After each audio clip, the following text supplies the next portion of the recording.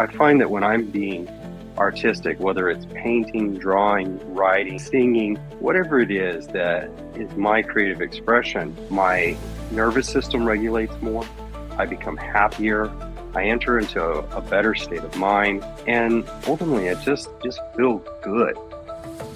You know, there's the Art Therapy Association revealed that art can be, is successful in treating conditions like PTSD and depression and anxiety. A lot of my friends at school were the drama, were the drama kids, and they were all into movies, and it was like we'd watch like the craziest, weirdest movies that we could find. But there was like a movie called The Cemetery Man, which is kind of like a cheeky, weird horror movie. I don't know, it's great, go watch it. But there's this scene in the movie where they sort of reenact the kiss, like these two people have like sheets over them and then they kiss, and I was like, oh my god, crazy.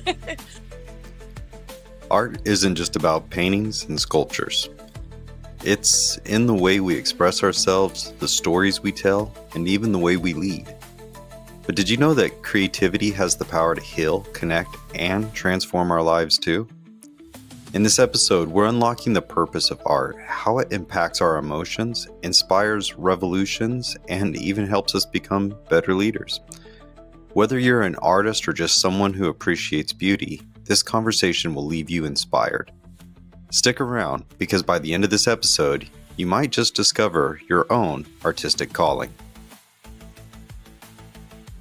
Welcome to the Crack the Code podcast, the podcast where we explore the topics that inspire us and fuel our creativity to reach our highest potential. I'm your host, Clint Baggett, and I teach authentic leadership through my program, Crack the Code to End Division, in our community at Evolving Mindsets. And I'm joined by my wife and co-host, Shannon Baggett, who's also the curator of happiness within our community. We also have our fellow co-host and good friend for a long time, Shane Russell, aka the Hood Hippie, who brings a creative style of leadership into the conversation we truly enjoy. We hope you enjoy this episode with us. Today, we want to talk about the power and purpose of art. What role does art really play in our lives? How does it impact us? How does it affect us? Is it good? Can it be harmful? We want to dive in and find out what it means. We want to explore that conversation between us so that we can develop our understanding and learn how to appreciate and recognize the value of art in our life more. With that, when I think about art, I love to see the creative expression of someone else. Sometimes I feel like as we're learning how to express our art, we give ourselves a challenge where is our art good enough? I was just painting a picture the other day. I was using oil pastels for the first time, and you know, I thought it was crap. But I found that my kids and family and people close to me, they enjoyed seeing it. They enjoyed seeing the effort, and they like to see that expression of my creativity. And you know, I think sometimes we can set up ourselves with mental barriers that our art needs to be Van Gogh, our art needs to be Mozart. Otherwise, it's not really worth being seen. But I'm starting to learn it doesn't need to be that good. It is the value of expressing the art. I find that when I'm being artistic, whether it's painting, drawing, writing, singing, whatever it is that is my creative expression, my nervous system regulates more. I become happier. I enter into a better state of mind. And ultimately, it just feels good. It feels good to be creative, and it feels good to be artistic. So, Shannon, what do you think about art? um I think art is probably one of the most important things that we've needed to hold on to through history. Not only to learn about our past, and the state of things from various people's point of view, but also in terms of self-expression, just even on a smaller level, like you were saying with the oil pastels.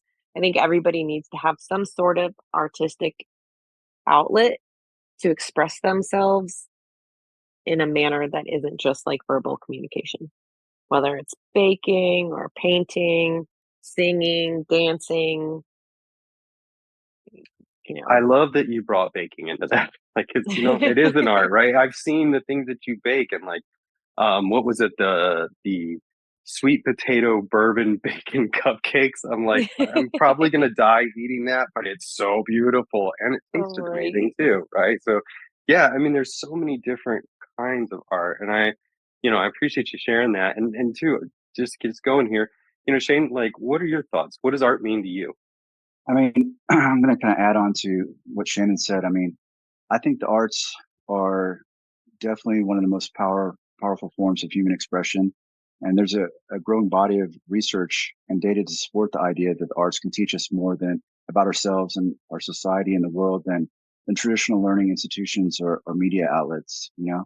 And I really believe that the arts, you know, like look what like Leonardo da Vinci, you know, like he made the first like, I don't know, tanks and stuff, like, or, like just some of the drawings that he created, like engineering, I guess. Um, and then you Yeah, have like, I agree. I mean, art inspires ideas. I was talking with some friends the other day about, the power of science fiction and how it allows us to, explore abstract concepts in a space that is easier to process. And I think art kind of does that too, right? It helps us, design and draw and play with our imagination and bring new ideas into the world, right? no, totally. I mean, and it encompasses so many things, back to the culinary arts. There's, pottery, there's visual arts, photography and, um, sculpture and then dancing and then there's the literary arts, poetry and, you know, plays and stuff like that. And now there's media arts, we have, animation and, movies and like CGI. And I've personally been using AI and realized that it in itself is a medium that you can be creative with. You just like put in specific instructions and it'll to create a picture and it'll pop out like some really cool thing, Yeah, I think that's really important for this conversation too, is like, let's bring that AI element into it as we're talking about it, because I had the same experience this weekend too. I created Emma, the Evolving Mindsets Manifestation Assistant, AI, and was working with her and said, it's like, hey Emma, can you help me write a book? I was just playing around, and I'll be honest, the experience I had over the next hour literally brought me to tears. Like, it was so beautiful to see these ideas that I had in my head, help to be put together, through Emma asking me questions and, being supportive in nature and responsive, and bringing ideas. She didn't write the book for me. I mean, we only got to a draft of it, but I made more progress with her in 45 minutes than I could have probably done by myself in a week. Yeah, totally. And I mean, you know, you don't want AI can support the premise and the theme behind the book, but it can never just be, you can't just write a book without, Well, so and the soul that we put into it is the fundamental thing. And then AI can help us polish up how we say it and things like that and to say it better ways or whatever.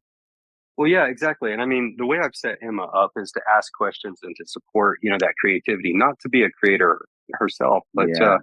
but to support it. So, when I asked her, "Hey, will you help me create a book?" She's like, "Yeah, what do you want to write a book about?" And so then I had to provide, like you're saying, that soul. I said, I really want to write a book about this topic. And, the response that came back was, "Oh, that's a great idea. Well, let's explore that topic. If you're going to write a book, you need," and then she gave me like a teacher, like story elements, right? And so she goes, can you expand on each of these elements? So then I just wrote back what it was that were those elements, whether it was the world building or the character development, so she wasn't actually providing the creative aspect of it. That was my job. She was providing the structure, making sure that there's an Yeah. arc, making sure there's a beginning and an ending, and giving feedback. And there was some elements sometimes where she gave suggestions where I was like, what I'm trying to say is this. I'd like to say this. Can you, what's a better way that I could say that has more impact? And so, she'll come back with a couple options. Well, you could say it like this, and this. And then I look at those options, and of course, I don't have to repeat exactly what she said. It's a little bit mechanical, but I can go, oh, yeah, that's how I want to say it, right? And then so it fuels my writing. So I still end up writing the whole story. She just does some of the typing and editing for me. Totally. I mean, AI is not a substitute for, our creativity and the soul behind the story or whatever, but it definitely can enhance, and I've said this before, but like C3PO, right? um, Yeah. like a pretty handy, like AI bot in Star Wars that helped them, Never tell me the odds. So, anyways, but yeah, no, but I don't want to go off too far on AI. We can do yeah, yeah, another episode specifically on that. But coming back to art, and I think to transition us back, this is one reason I'm excited about AI. I know a lot of people feel threatened, but in meetings, I always used to say that if we're not listening until the quietest voice is heard, we haven't listened enough yet. And there are a lot of artists out there with potential to be artists that because they haven't had the time to dedicate to becoming really skilled, they can use artificial intelligence to help them express the beautiful ideas that are already inside of them. And I think exactly. to me, that is one of the benevolent, powerful, and productive uses of AI that we'll see is that we'll see more artists coming into their own. If you're a true artist, if you love painting, it's not about having AI produce the picture for you. That destroys the purpose, right? If you love painting, it is the process of painting. For me, when I'm writing, it's not even so much about anybody reading the book afterwards. It's literally the process of expressing the thought and putting it down on paper and seeing something that was in my mind start to become something that I can look at, something that has a physical Yeah, existence in reality. And like I'll ask this. I mean, that's what art is for me. It's sure if you can get popular, people love it, and your art becomes well renowned. I mean, that's a blessing and a beautiful thing. But that's not why I approach art. I approach art because the experience I have in my body. When I'm going through a lot of stress or anxiety or whatever it is, I find that I can turn to art, and as I paint something, sometimes I've even just, I've done pictures like doodling, like old school style in my notebooks. If you go through my journals, you'll see all this like sometimes detailed diagrams and stuff, whatever I'm journaling on, and then you'll flip over the next page, and the whole next page is a pin drawn, you know, image of a daisy close up, like whatever it was, because sometimes I just needed to take a break from the logical side of things and let what I'm creating just have more expression, be more art, be part of what I'm feeling inside. So, that's what art is for me. It's not so much about what gets created, it's about the creating. And how do you guys feel about that? No, I think, you know, just to touch upon what you were just saying, sometimes we need to express ourselves, but there's just no practical way to do it verbally. Mm, And so sometimes I think that's where like art and doodling and painting and stuff like that comes into play because you're allowed to express yourself in a manner that's bigger than the words that you may be looking for and maybe can't find. yeah, or even in words, you could say in storytelling. Maybe it's not just in words because words can be in art too.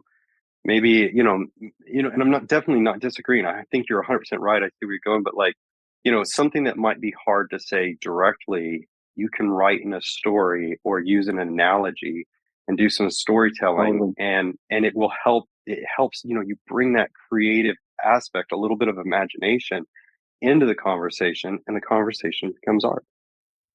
No, I totally Yeah. agree. I mean, being that poetry is my thing, I'm going to say this to your point. Sometimes words get in the way, you know, but poetically using imagery and metaphor and stuff like that, um, that's a powerful tool.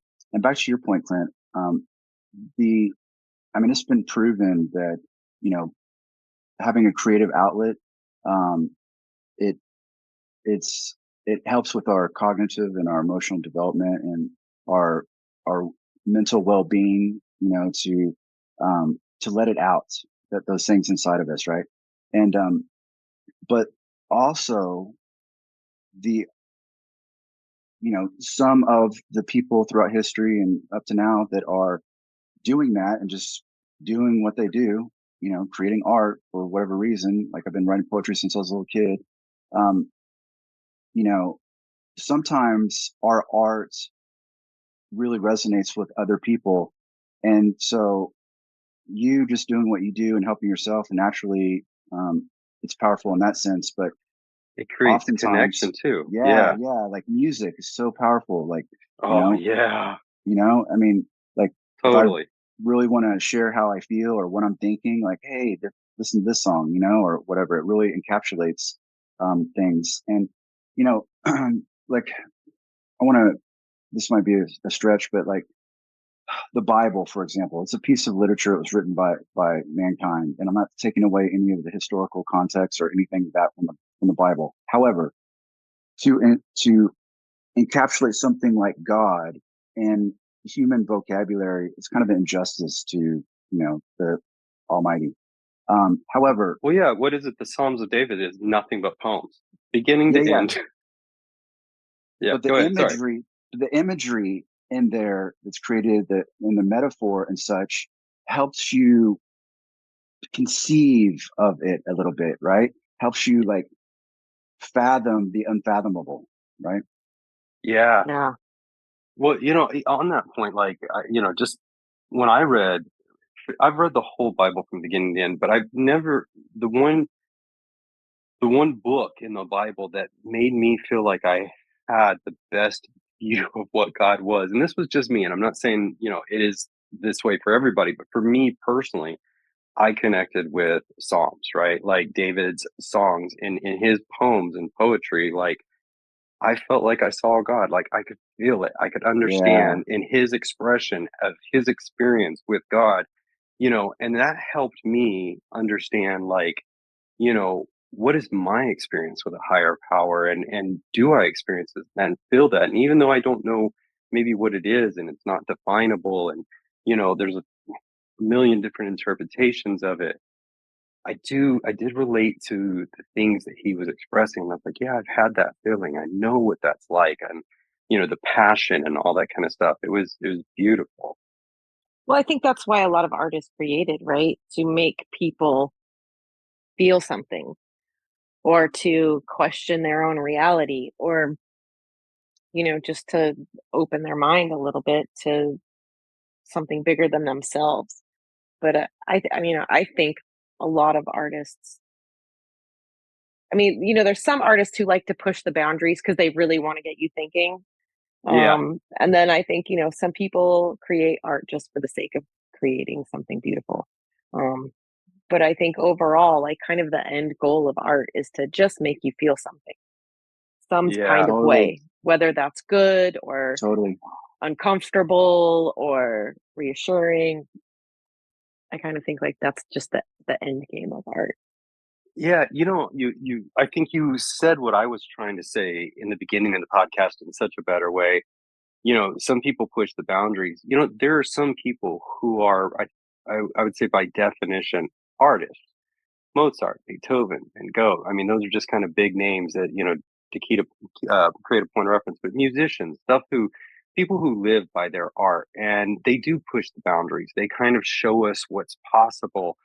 But you don't have to be an artist to experience creating art. I think it's interesting that, and beautiful that one of the first things that, we seem to naturally be able to do. I mean, give a kid a crayon and a piece of paper and watch what happens.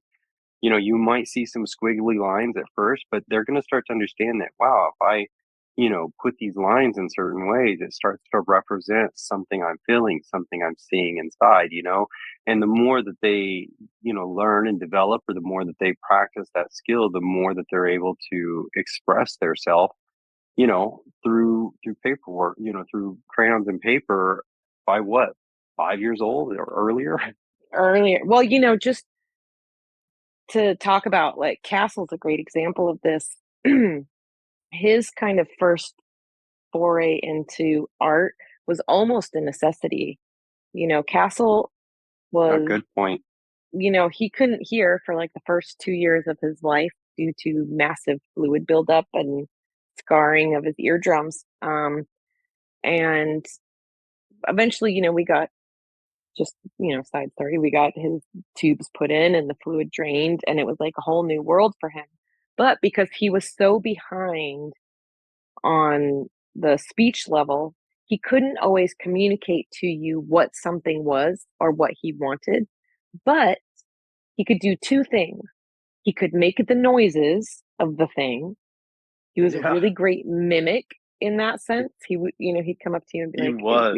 it makes this noise. So he could communicate that way. Or he would draw you a picture, a very good detailed picture of what he was needing Yeah, so that you could understand, like you could understand what he wanted. yeah. And he's a great artist today. But for him, it almost started out as like a necessity. It was the only way that he could communicate. And now I he does love it for fun. Right, right, and I love that, like, art as a necessity, and you're right. Like, I remember those frustrating conversations with him when sometimes I'm like, buddy, I'm trying so hard to understand what it is you're saying, and he'd just kind of he'd drop his shoulders and give me that look like, Dad, you just don't get it, and he'd run off and he'd come back and he'd have a piece of paper with a little picture in his hand and he'd go, this, and I was like, I get it now. I understand 100% what you're saying, and so yeah, he had, it was an effective tool for him.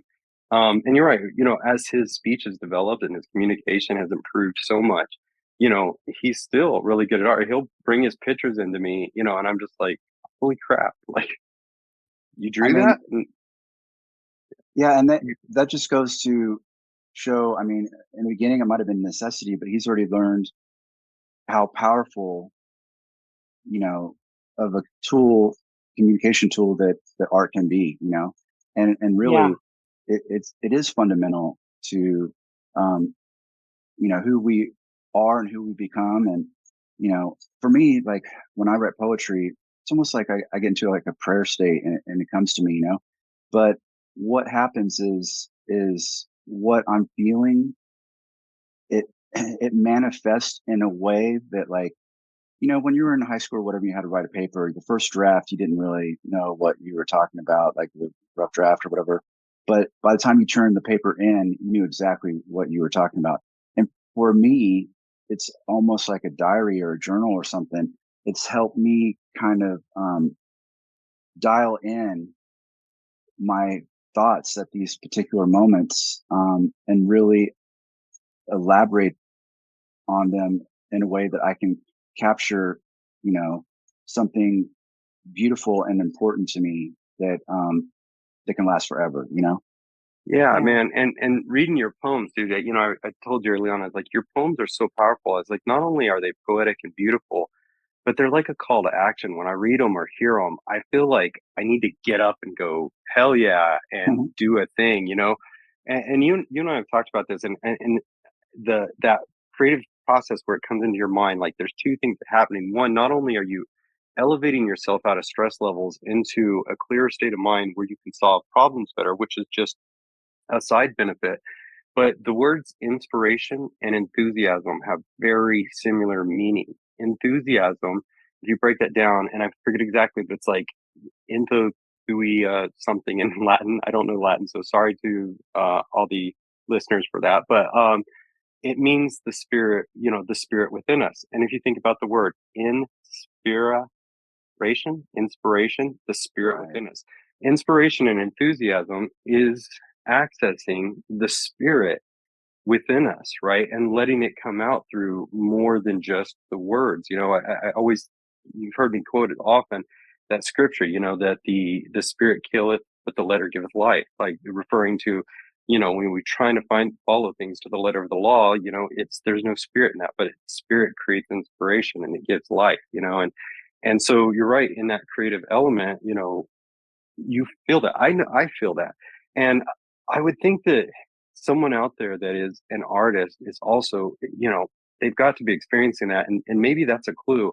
If you're trying a form of art and it's not like giving you this kind of high, like this, like you just feel that beautiful rush feeling of I'm doing something, amazing. Maybe it's not that you're not an artist. Maybe you just need a different mechanism. Maybe you're trying to paint when you should be, playing the piano, or maybe you're, um, I don't know, doing clay pottery when you should be singing. I have no idea, right? Yeah, it's important to be creative and engage your brain. But I do think that every single person has some creative capacity. Back to, I can play the piano by ear, and, like we all have these little things. I can dance like nobody's business, like make Billy Idol seem like he just didn't try and stuff like that.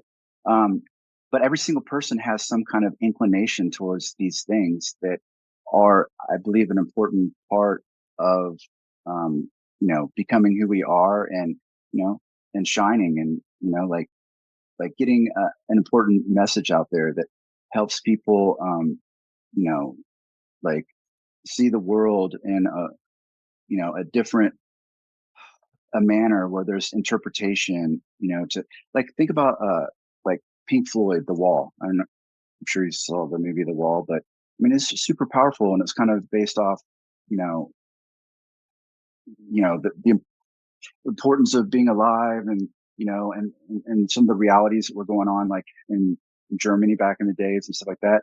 So it's intense, and it's, you know definitely got some real dark parts, but it's a way that that it invites people to think, you know, more deeply about perspective and symbolism, and cultural representation. Another one was Fyodor Dostoevsky, when he wrote Crime and Punishment, um, Mm, you know, hmm. Yeah. and the dark times in Russia, you know.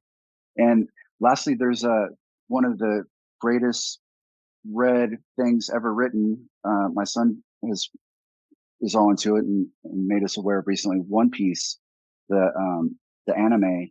Uh, it's a cartoon that like a child can enjoy, but at the same time, it really points out, or a lot of the things going on with the modern world in a way that it really makes you think without offending anyone or whatever, because it leaves a lot for the imagination. But it does brush upon concepts and ideals that are important to be considered. Yeah, absolutely. And like, I think two points on that. First is you're like me. When you dance, it doesn't need to be anybody's business. But Uh, sorry. The other thing is, like the song, the Winds of Change, right, by the Scorpions, right? I believe it is. It's there's that moment in that song when they're like, "Take me to the magic of the moment." Well, I was listening to the lyrics and they use a couple of words. I followed the Moskwa or whatever. I went and looked up the names that they were using, and they were rivers and locations, and Gorky Park in Russia. And there's this whole story behind that song that's so powerful that is from the time, the era when I believe it was Berlin Wall was coming down, and there was we were trying to reconnect. It was like a post-war thing, and they were singing about take me to the magic of the moment where we're all getting along, and we're having peace again, and we're loving each other, and we're overcoming our differences, and like I still get choked up just here, like, and I used to just like the sound of it, but once I understood the meaning of that song, like I have a hard time not crying in a happy way, like because the idea of peace, the idea of us breaking down the differences between us and having that breakthrough beyond these challenges we have, like it's such a beautiful thought to me. It captivates me and inspires me. And, I realize that we've all been human for a long time. You feel seen. I know that's one big thing, like with when it comes to music is if I hear a song and it feels like that person's singing from a perspective in my life, even if that perspective is I'm currently hurting and I don't want to hurt anymore, and the song's maybe not necessarily the happiest song or whatever, but it's a song of hope, it's a song of connection. It can create that really powerful feeling of I'm not alone. Yeah. Well, I mean, just look at the music that came out of the late 60s and early 70s that came about because of, the disagreement with the Vietnam War. There was Yeah. Yeah. such a big movement of people just talking and singing about, their unhappiness with these, guys having to go over there against their will and the amount of death and their distrust in the government. But I mean, you look back at that music today and it's amazing, Still resonates. beautiful. Yeah, it does. It still resonates. It's still totally, um, I It's can't think of the relevant. word. Like, yeah, thank you. Relevant. It's relevant today as it was Yeah. back No, then. I totally agree, and I love what y'all said. But Clint, you said love and peace, and kind of on what you're going on the relevance of the '60s era. We have reached another point, at least in American culture, where I'm not saying that we've lost it altogether, but we definitely have been distracted a lot by the normal social media, uh, you know, and just the news and stuff like that. Um, it's Yeah. distracting, right? And half the time you can't even believe whatever it is that you're taking in. But you know, the arts, it's so powerful, especially right now. Um, like and this is what I do in my poetry, man. I mean, I've been through some dark times and some bad rabbit holes in my life. Um, Yeah. and I could focus on that and have some really dark things, but I choose to like focus on the love and peace because it's where I want to reside, but also it's where I feel like we all should want to be trying to reside, you know? Um, Yeah. And that's what drives that expression, right? Is that cultural shift, and before we go on too much into that, because I want to dive more into that personal use of it. But when you look at when I can see just in my lifetime and a little bit before, where we have so much art recorded, especially in music, the cultural evolutions and revolutions that you can see that happen, you can follow them in our music. So, post-war era, right, you had a lot of people who were really tense, and there's a lot of, law, and people were going through a hard time. There was a lot of grief. And then what comes out? Rock and roll. People want to sing about yeah, having a good time and kicking it because that's what we needed. We needed to just to decompress from that trauma and get a little rebellious and say, "Hey, screw it. Let's talk about some rock and roll and have fun." And and then the things that came beyond that, eventually we move forward, and we have the evolution of rap music, right? Which was, again, life was hard and difficult, and we had a lot of people who were being not seen and unheard and treated really poorly. And the song comes up like, "Hey, I'm here too, and you know what? I don't have to take that from you." And there were songs about building confidence and owning your life, and against all odds, overcoming. I mean, we talked about the 8 Mile story with Eminem yeah, and Tupac, and so many like artists that were just coming up and saying, "Look, it doesn't matter where I came from, whether I'm from a hood or totally. not. I'm relevant, and I'm here." And and now, even today in the recent years, the more of that I've seen. You see Pink come out, this strong, powerful, kind of rebellious woman, and self empowerment, and so many female artists have came on the scene, and singing about female self empowerment. because it's needed. You know what I mean? Like Yeah, and it's real. it's part of our cultural development right now. Yeah, and people identify with it, and it helps those people by her. But by these artists doing what they do, it's helping themselves, but it's also helping other people because there's a common denominator there that's just part of reality. And to your point, I love that you brought in like hip hop because you boil it all down. Every single person that is created, to be created was to be chosen. So we're all have equal value. We have lost it somehow along the way, many of us, I believe, but we do like there's no difference between Eminem or these different people that just went and did what they did than other people that have the same capacity that aren't doing it. you know but these people that have done it, they believe in themselves, and they realize that they had a knack at something, and they did it, and it's helped every many people as a result. Well, look at the advent of podcasts right now. We just went through a period where everybody was in isolation and nobody was having conversations. And what becomes the number one form of media out there right now? People having conversations. Again, it's just another evolution of that artistic expression. I mean, friends all the time. They're like, "Oh, I'm thinking about starting a podcast. Maybe should I do that?" And I tell them, I tell them, I'm thinking because I'm laughing at myself at how many times I didn't take that advice until I did. There's that shirt that says, "Here's my advice. I'm not using it." I think that's where I was for a while. But I tell them, I'd say, you know what? Look, we need to hear the good voices. We need to hear as many different perspectives and point of views, and have conversations with your friend and share those conversations because we need connection. I think more than anything in this time in our life. You've got divided energies.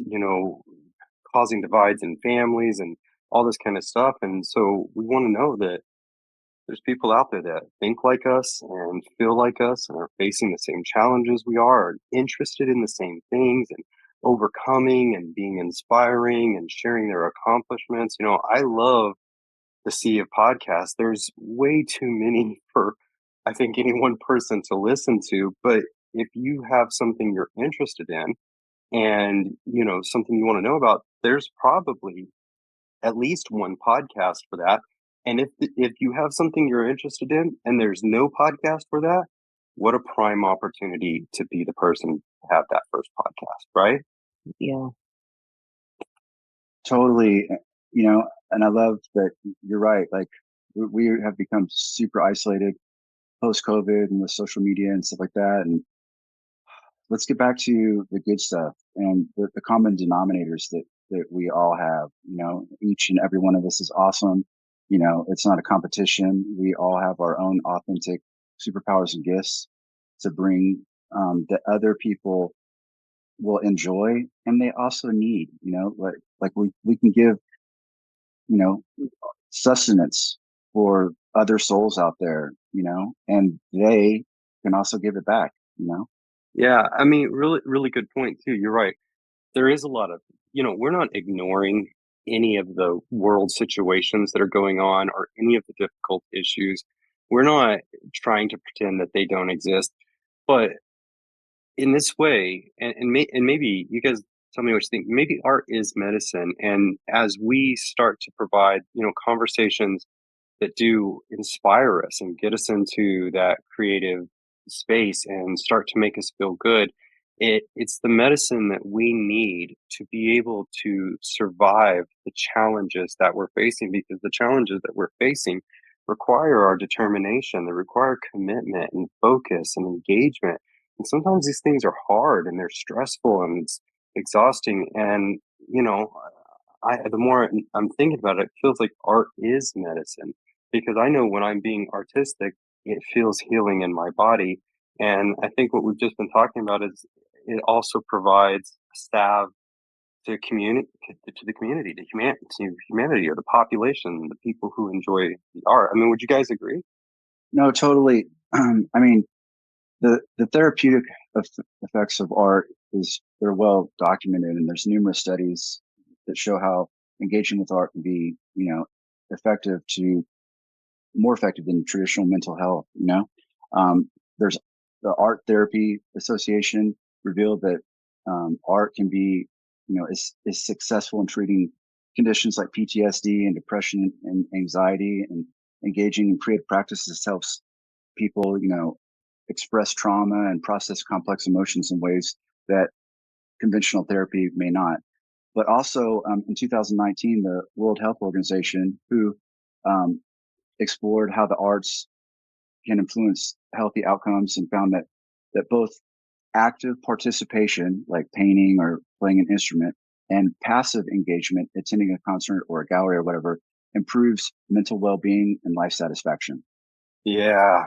Oh, concerts, right? I mean, we could get into the Yeah, whole festival talk. You get to around a whole bunch of people all enjoying the same art, and vibing. you Yeah, have a unified intention. We're here because we love this. We paid and we're standing here in this super crowded room because this is something, we enjoy, and we know we're in the presence of people who also enjoy it. So yeah, yeah. it has a massive effect.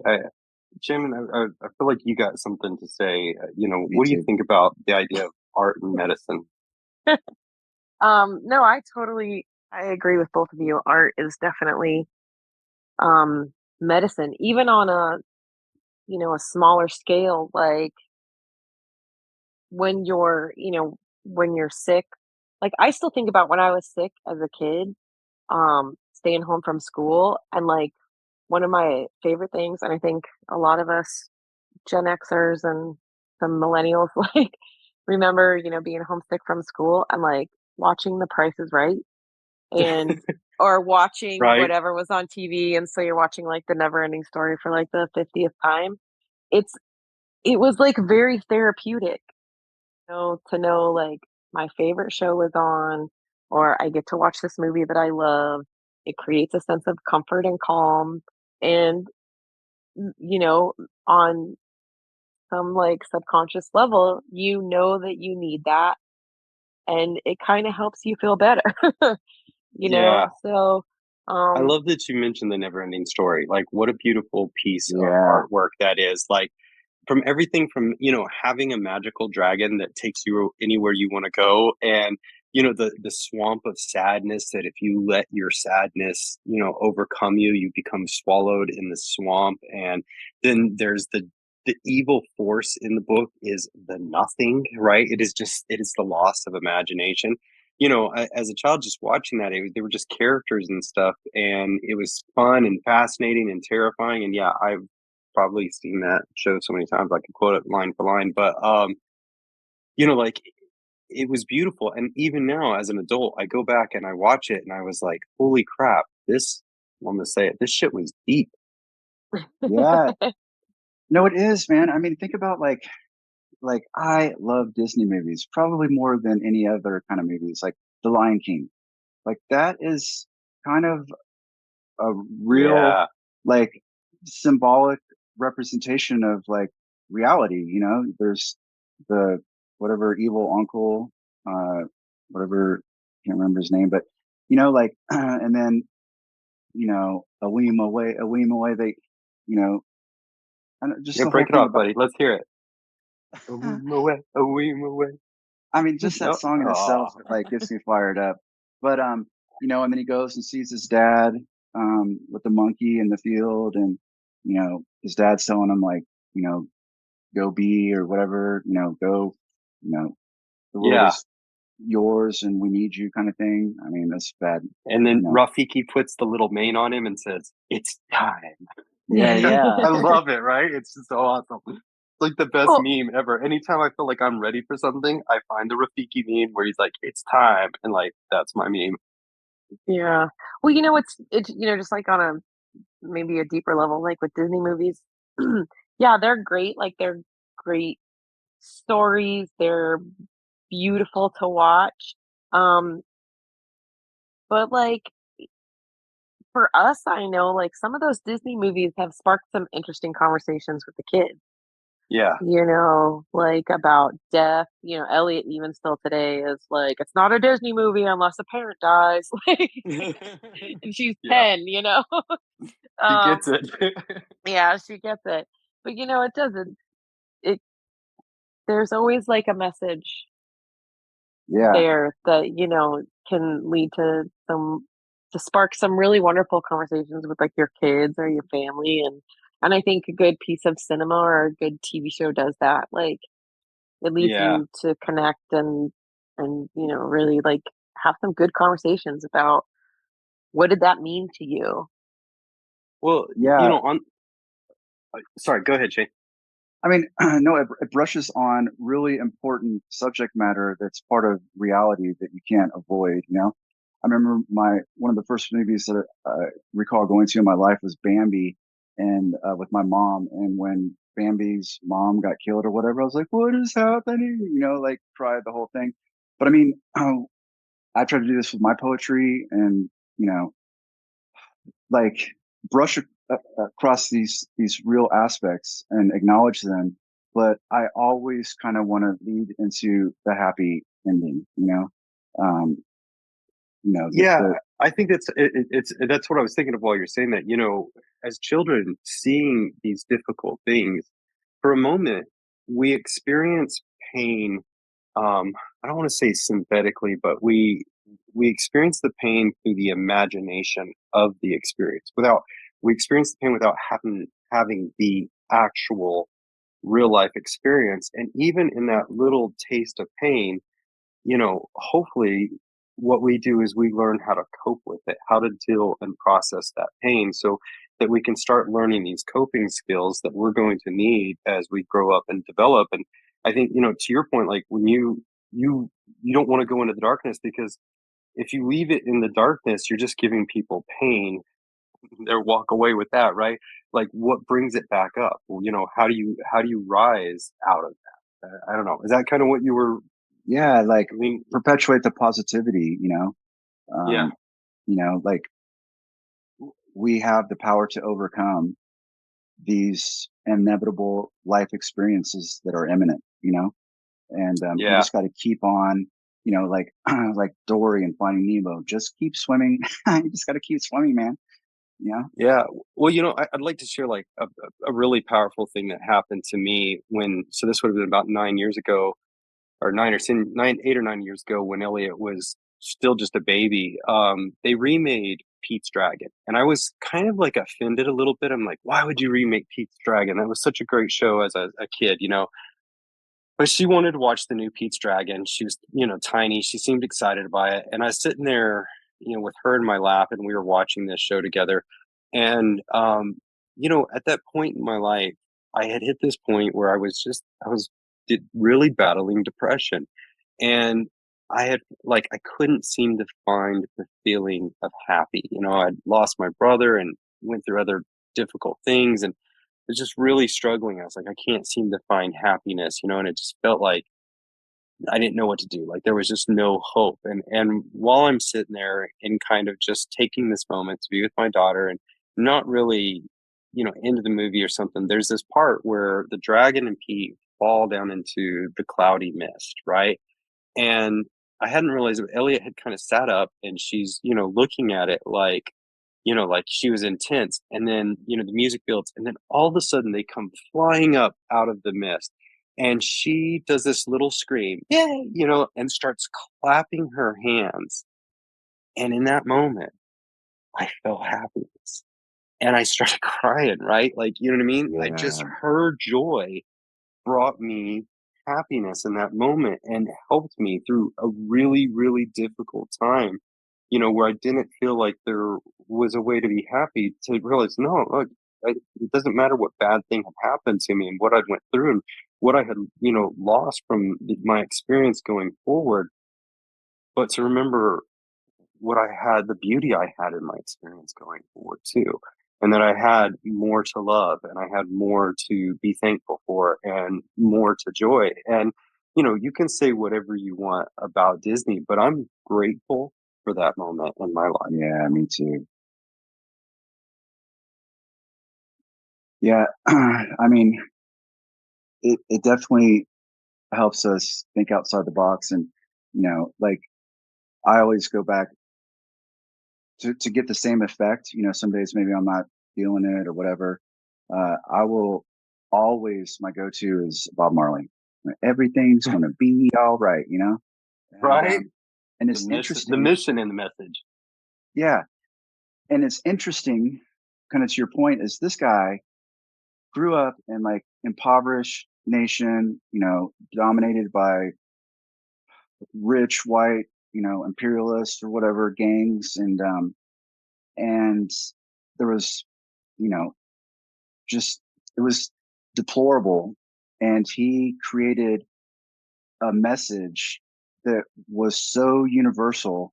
It went from the streets of Trenchtown in the ghetto of Jamaica to become an everlasting universal message that every walk of life can identify with forever. You know, I mean, Yeah. it's the root, the common denominator that we all have, you know. Yeah, um, the whole I and I thing, right? Like just yeah. so powerful, like removing separation. It's not me and Yep. you, it's I and I. Like we're two individuals sharing this. I mean, which, feeds, here's my plug, but feeds right into the whole indivision. I talk about the four eyes of indivision, right? It's about us sharing this planet together. And that's what came through in his music in a powerful way. Totally. Yeah. There's so many like that. I think the Beatles and other just Yeah. fantastic artists. You know, now I'm kind of curious. Like, Shannon, maybe I can ask you, like, what's your favorite? What piece of art, like, what's that thing that, like, when you've seen it, it was just beautiful. It's hard to have something that in your mind for your experience is more powerful or more prominent than that. And like, what is that experience for you? If you wouldn't mind sharing. Oh, yeah. I think the first time I came across like a piece of visual art that kind of blew my mind was The Kiss by Renee Magritte. Oh Um yeah. and Yeah. it's the two people kissing with the sheets over their faces, and I came across that in like I don't know, some book in high school, and I was just like, what is this? This is amazing. Like, it just blew my mind, and kind of was obsessed with that for a really long time. And actually, we have it here. It needs to be framed. I have it Yeah. here.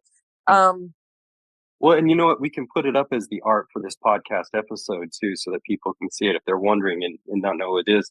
You can tell them because they're probably looking at it right now if they're staring at YouTube.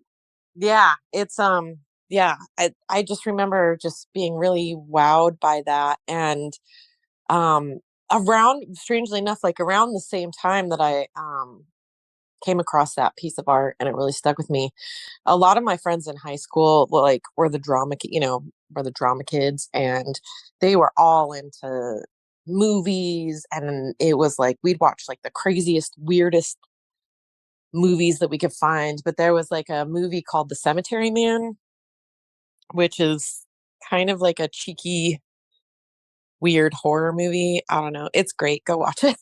But like, there's a scene in the movie where they sort of reenact the kiss. Like, these two people have like sheets over them and then they kiss. And I was like, oh my God, that's from the painting. And kind of inadvertently, that's kind of become like a fave movie of mine for that reason. Like that art has kind of Yeah. carried on. Um, Wow. yeah. But Man. I So, love that. well, oh, sorry. Did you have more, Shannon? nope, go ahead. I was going to say, sorry. And Shane, like, so, what made me think about that too, you were saying Bob Marley, is that like, what is that piece of art for you or that artist or, what's like your kind of penultimate, so to speak, and why is it what's the experience that makes it your penultimate? Well, definitely Bob Marley overall has to be my number one, just because it's something that I go to almost every single day. But visual arts, the Michelangelo, man, like a lot of the art from the Renaissance period was really resonates with me, but specifically Michelangelo, like the the picture of God touching whatever. Adam, the Your, birth of yeah, Adam, yeah. Thank you. or the birth, yeah, whatever it is, birth Yeah, of man. yeah. But I mean, but that to me, because I mean, I really just believe that it's bigger than us, and you know, there is an Almighty, and it's present, and it's with us and within us, and so that's the Sistine Chapel artwork has definitely been one of the most impactful that I've ever seen. Oh yeah, I had the privilege or the fortunate opportunity to get to see that too. It is just it's impressive. Like sculpture work, Michelangelo's sculptures. Holy crap! Like they're just so incredible. Michelangelo's David. I mean, like this thing's like 40 feet tall and anatomically correct. Like I'm like, and you chipped that out of stone. Like it blows my mind. Yeah, and you mentioned to me in the past that he believed that the final masterpiece, was inside the block.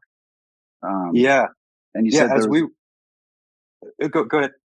and then he has a book, whatever or there's a book called The Unfinished Work or something. Like, elaborate No, on that a little yeah, bit. yeah. No, so when we were there, and I was lucky enough to get to go with my uncle on a tour of Italy in like 1996, and we we got to go through the museum where Michelangelo's David was and see some of his works. And down this one hallway, they had literally Michelangelo's unfinished works, the projects he had never completed. And so there were these, stone blocks. They would look like a block on top and on the bottom and maybe in the back. But then, like, carved into the stone would be like a man lifting something up, or you could see where the statue was. And the tour guide was explaining to us that Michelangelo, so this is, where I got that information from, was that the tour guide was saying that Michelangelo believed that the statue was already in the stone. All he had to do was set it free. Yeah, Oh yeah, that's deep and powerful. That's yeah, pretty it is. I just cool. got goosebumps again.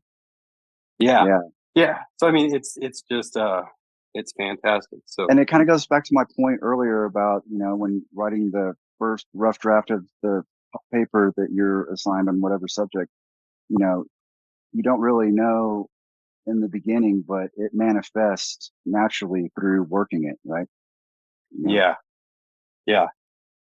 Yeah. It's it's so in there. like I think, maybe everybody has something that really inspires them and is kind of their penultimate. It makes me think like, what is mine? What is my penultimate piece of art? And you guys are gonna laugh at me and people are probably gonna make fun of me for this, but the best piece of art in the world is the movie The Princess Bride.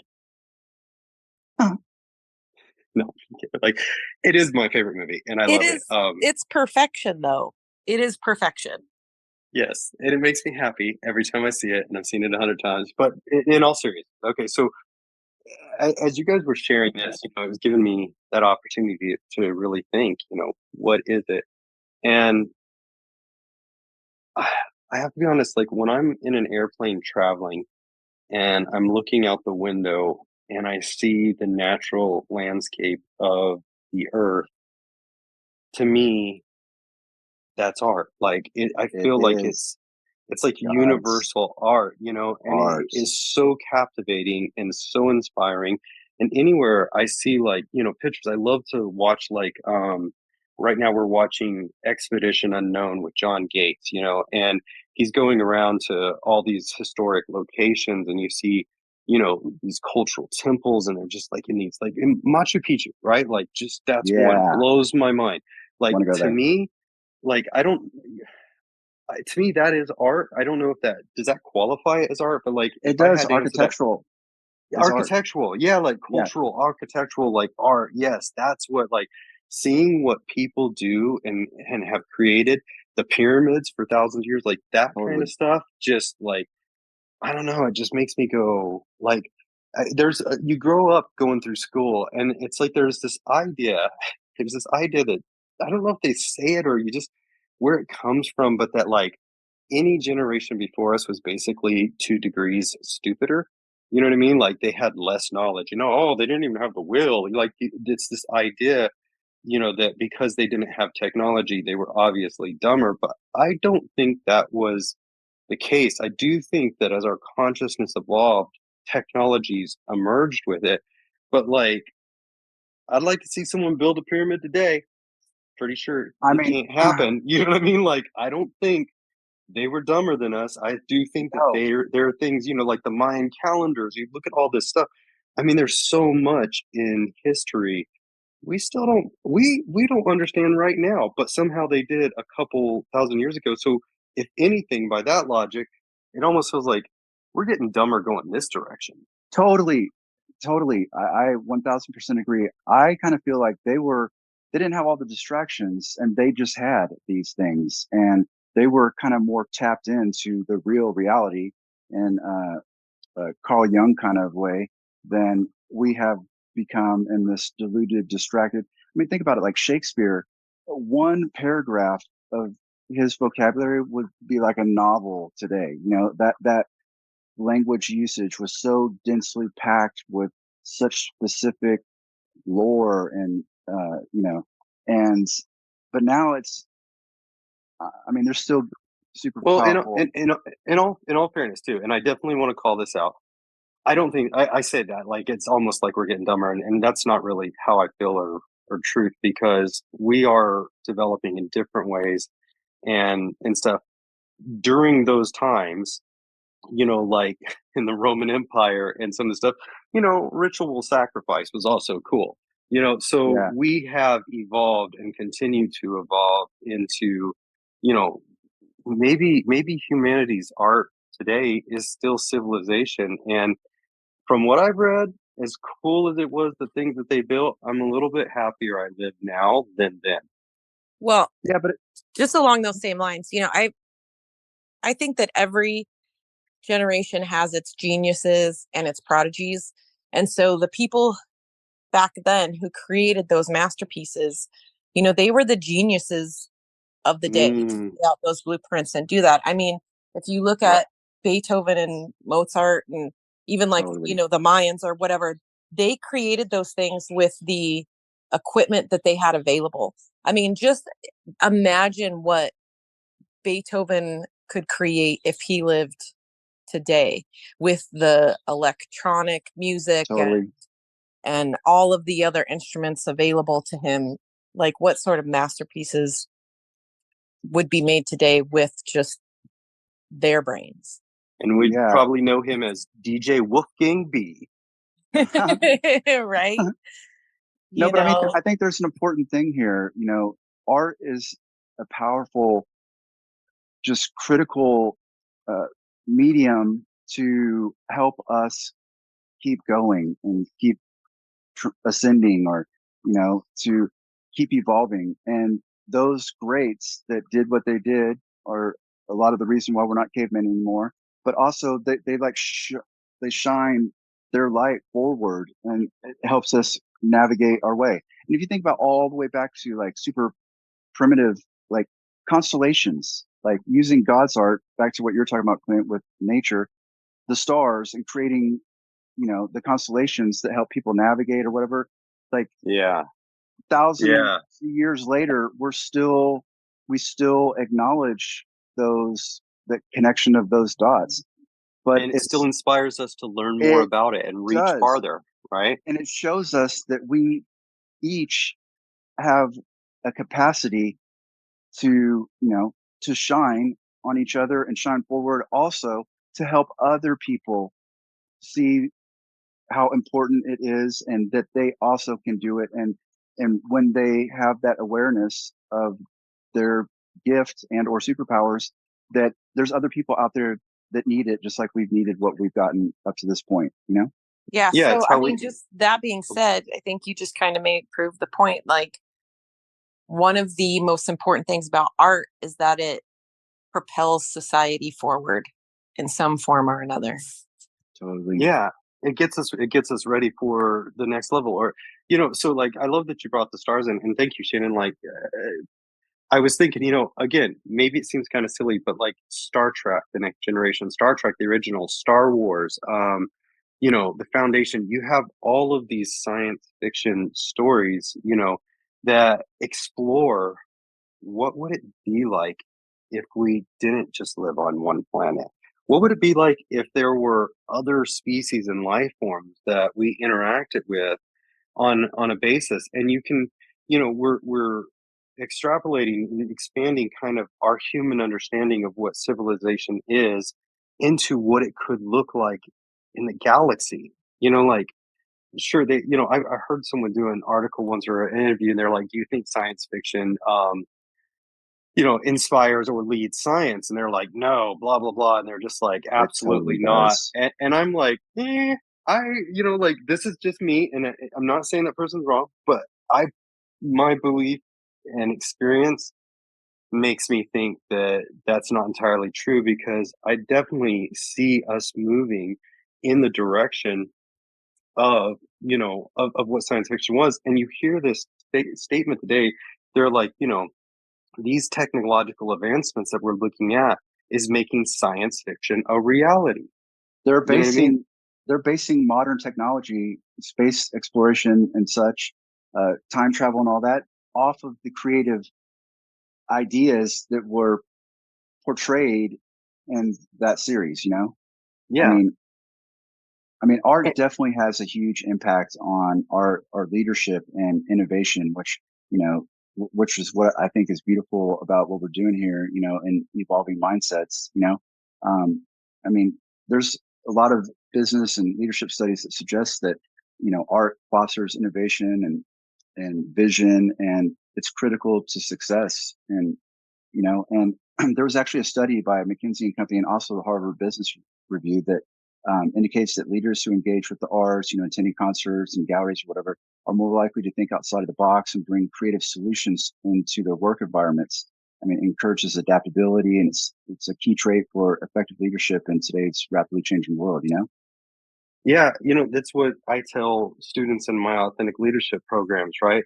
Authentic leadership fuels creativity, and creativity fuels authentic leadership. The Totally. two things are synonymous. They go together. If you want to be a truly authentic leader, you need to understand what your art, what your creativity is, because if you're going to take people places that you've never gone before, you're probably going to have to create some solutions. You're probably going to have to design something. You're probably going to have to find a way to look at something in a way no one else has looked at it before. Totally. Yeah. Outside of the box from all perspectives, but, you know, doing it in a way that you're using creativity to allow others to infer or use their imagination. Um, I think it helps develop a higher order of thinking skills and It does. And, you'll agree with me, and tell me, I'm going to put this out there. Let me know if I'm wrong on this, right? Creativity and artistry doesn't have to be about making pots, music, painting. There are sometimes, if you're proud of the work that you're doing, it is art, right? yep, And I think about when we were working in the data center environments and we were running cables and, installing this stuff, those of us who did really well, our work looked like art. We made sure totally. all of our cables were secured and fastened, and they had this kind of flowing nature so that you could interact with them easily. And by doing our work that way, it made working in those environments when we needed to do repairs and upgrades and all this kind of stuff, it made all of that easier to work with. And that was kind of the art, is can I do my work in a way that is both beautiful and functional?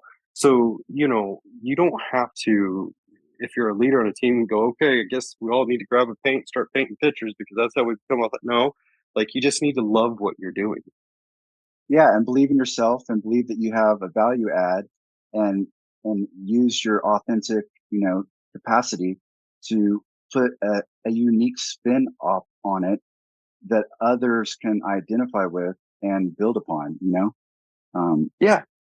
Yeah, you do good work and someone sees your good work, someone that's learning and they are inspired by it, right? And they go, that's "Oh, how we wow." evolved.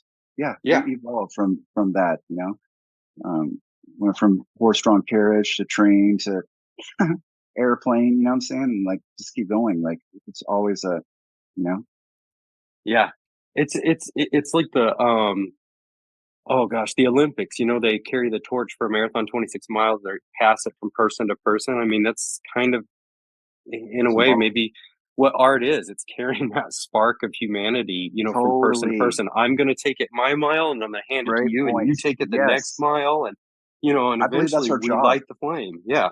Yeah, we all have a responsibility and an obligation here beyond being a social security number and making things and buying things and selling things for our white picket fence in the suburbs and 401k. There's something else that we can do here. And I think it's worth exploring for the benefit not only of our own sanity and well-being and trying to reach our highest state of, you know, self, but also um, shining on the others to help them grow. Yeah, and I mentioned it in another episode, but Shannon and I were watching the documentary, The 100-Foot Wave. You know, it's about surfers. That's their art, and they push their art. I mean, this guy Garrett McNair, how do you say it, Shannon? Garrett McNamara. Yeah, Garrett Uh, McNamara. Yeah. McNamara, thank you.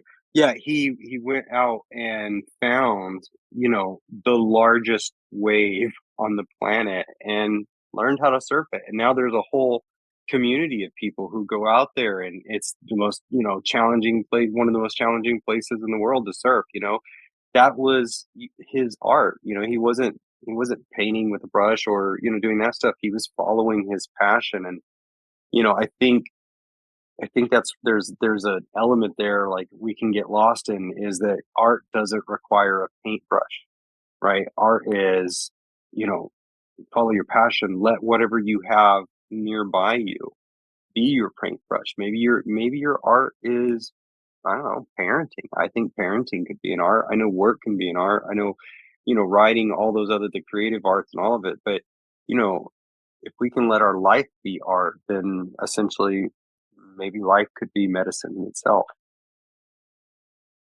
Totally. Yeah, just kind of touching on the parenting thing.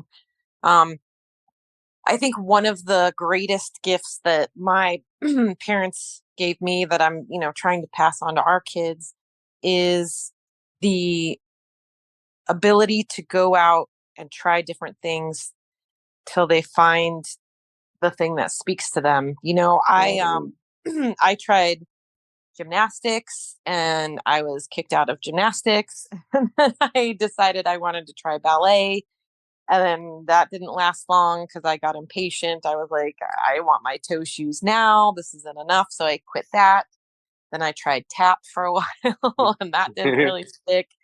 And, I tried a whole bunch of different things. And then eventually, for third grade rolls around, I guess, getting ready to go into fourth grade. And we had to decide whether we were going to do band, orchestra, or choir for fourth grade.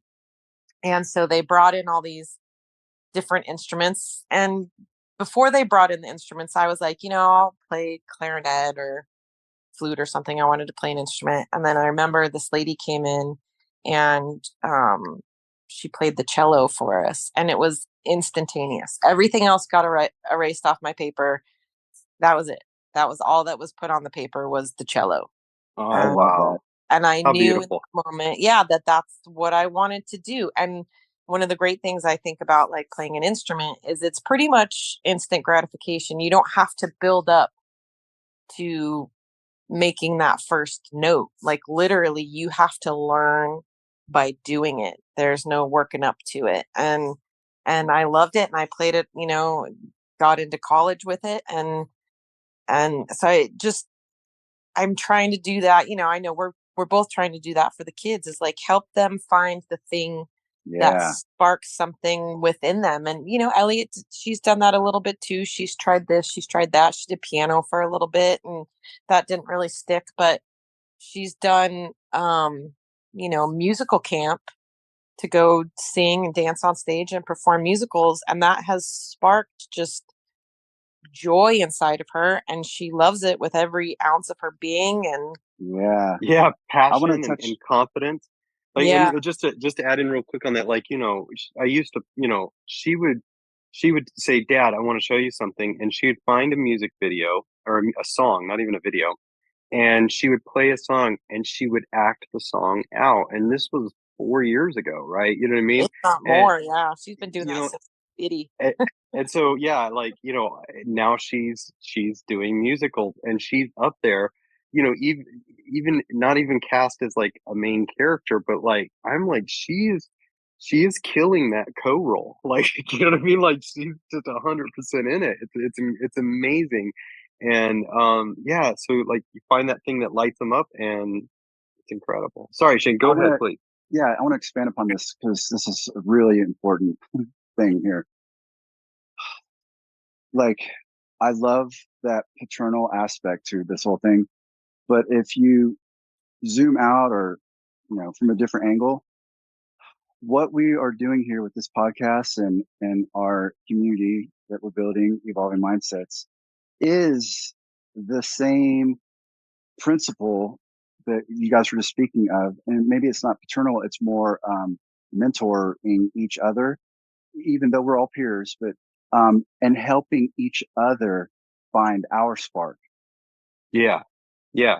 It is. It's not it's there. I mean, what I do for teaching authentic leadership, it is mentorship in that, but the element, the community is about being peers, because in the community, I'm a peer too. I'm learning about music. I'm learning about what lights people up, and I'm getting exposed to new ideas and stuff. So, yeah, But as 100%. when you were my leader, and it takes a village kind of thing. But when you were the leader, like to your point, you were still our peer and the leader. You know, one of my best bosses ever said, I can't do what you can do. My job is just to get you what you need and get out of your way. But you Yeah. helped your team find their sparks, and because of it, we all tripled our income and moved on to super green pasture where, as far as I can see in every direction, low hanging fruit from here on out. It's Yeah. important that we No, inspire each other, and yeah, as yeah, you no, do. thank you for that, man. And yeah, that's what that's to me at the core of it, right? At the core of the on authentic leadership. It's not about me telling people what to do. It's not about me getting good metrics. It's not about me, having a team that, when I say jump, they say how high. It's about my opportunity to be on a journey with a group of people where my role is to remove roadblocks for those people. I always say, one of the marks of a great leader, and also where a lot of leaders fail if they can't do this, is knowing when to lead, when to follow, and when to just get out of the way. Right. And Yeah, so, for me, it was my leading was I wanted to help you find your spark. And once you spark, all I had to do was get out of the way and follow, and the team the team did everything right. And my benefit was getting to be part of that team and get to play that role of enabling so much success in a group of my peers. I thought of you guys as peers. I didn't think of myself in a different role, yeah, we did it you know. together. Yeah, we're here together. We're all in this together. I have to think of it more like a captain on a ship. We're all on this boat. You know what I mean? It doesn't matter what position we're in. We're all on the boat. You know what I mean? Yeah, There's no separation in that. And so you want to be able to rely on each other. You want to be able to totally. depend on each other. And there are various roles. There needs to be a captain. There needs to They're be all engineers, important. and Yep, yeah, everything. But every person on the boat is absolutely got a purpose. And value. if they're not feeling, if they're not passionate and dedicated and in that role, then the whole boat has problems, right?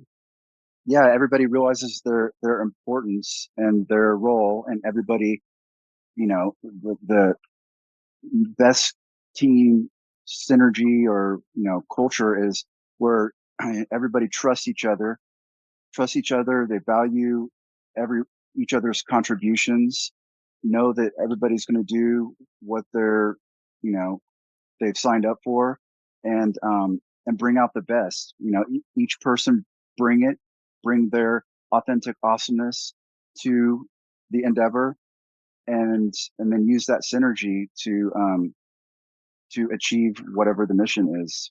As a collective, co-creative style. Yeah.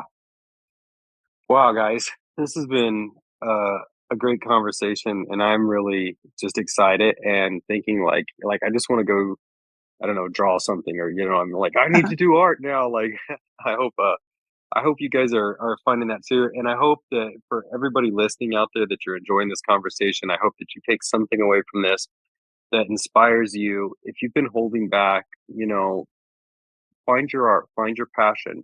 Maybe it is just parenting, maybe it is the work that you do, maybe it is drawing, maybe it is music.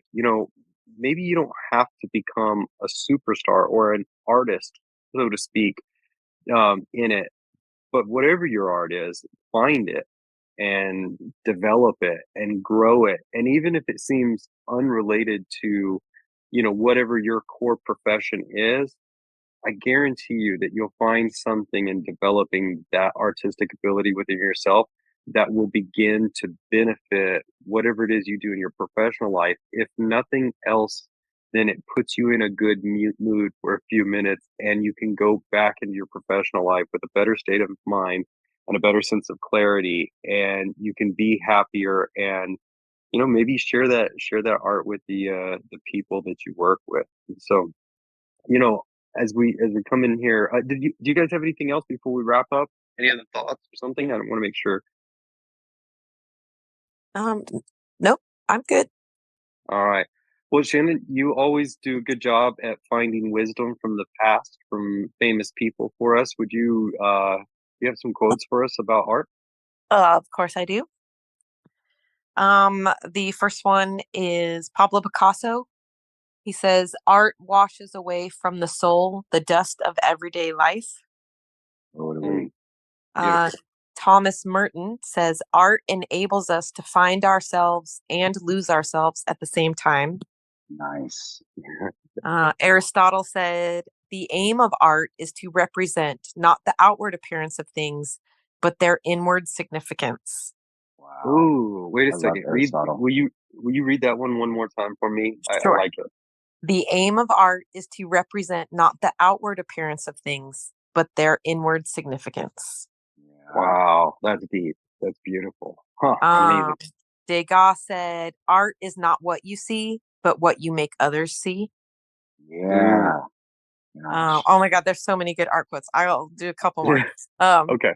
Picasso also said, "Art is the lie that enables us to realize the truth." Wow. Wow, man, that's What? powerful. Yeah, The my head lie just that enables. exploded. Right? Yeah. Uh, Right. Banksy said, "Art should comfort the disturbed and disturb the comfortable." Yeah. Nice. Banksy is just uh good one. Yeah, I like that. And let's see. Oh, I liked this one. Twyla Tharp said, "Art is the only way to run away without leaving home." Wow. Yeah, nice. And okay, last one. This is unknown. I don't know who said this, but it said, "Art is freedom, being able to bend things most people see as a straight line." Wow, that's beautiful. Yeah, I I love could, it. yeah, Yeah. there's so Good many I could ones. keep going. Yeah, yeah. Good Wow. job. Well, thank you so much. And again, just a reminder to our listeners and viewers, like, subscribe, leave comments. We love your feedback. We want you to be part of this conversation too. And, we can't get everybody all on the phone at one time, but we can hear from you. And it's so wonderful hearing your thoughts and your comments, and you're part of the conversation. So please, feel free to drop us a comment or come by the community at www.evolving-mindsets.com. Um, you know, there's a free trial. Jump in, check it out. If you like what you see and you want to be part of the community, you're definitely welcome. And with that, Mr. Russell, aka the Hood Hippie, you got a closing poem for us? Might have something. All right, so this, hopefully I haven't read it before, but um, you know, when I write poetry, I kind of get into a trance state and it just comes upon me. But this is significant because you brought up nature earlier and how powerful it is, and I think that it's the ultimate art. So here we go. It's called the sacred trance.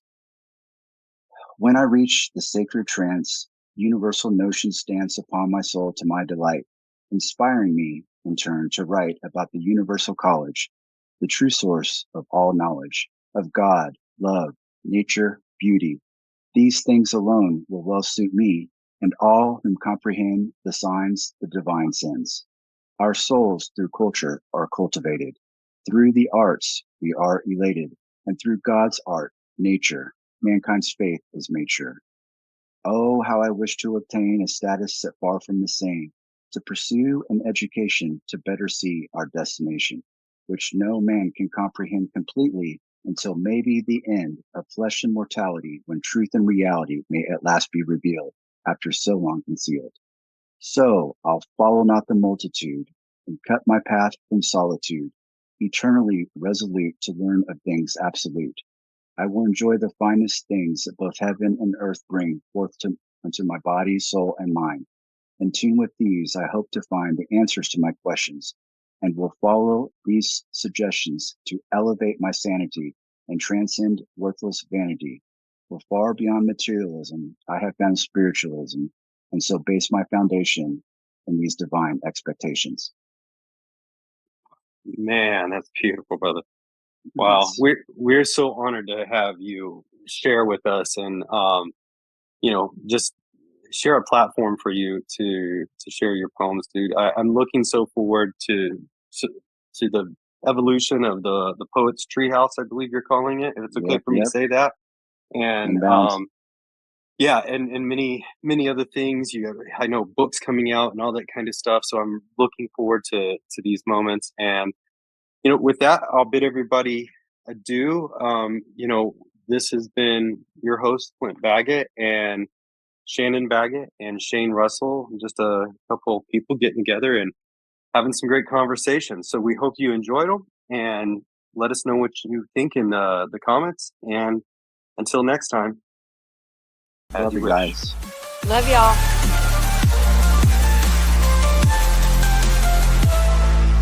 Gonna find your path, gonna lead the way, strike through the storm, never go astray. Always the truth and let your spirit roar. You're a force of nature, crash upon the shore.